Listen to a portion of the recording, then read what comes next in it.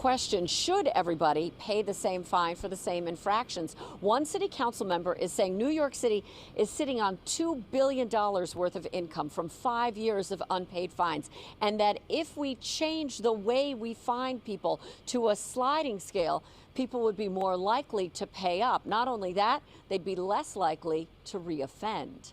Should a parking ticket be the same price for everyone? How about a building fine for a small landlord versus a giant corporate conglomerate? Councilmember Justin Brannan says no. He wants New York to do like Sweden, Germany, and France and run someone's finances before figuring out how much they should pay. I don't think it's fair for me to pay the same fees as a person that owns a multifamily unit or a big developer, in other words. Brannan says this should apply to everything from illegal dumping to building and fire code violations to double parking. One study finding people are more likely to pay if they're fined using a sliding scale structure, meaning that the fine doesn't break the bank, and also that people are less likely to break that same rule again. We think that fines based that are calculated according to income would deliver that equity. They could pull up your tax receipt right on, online. And the fine is then calculated according to your income.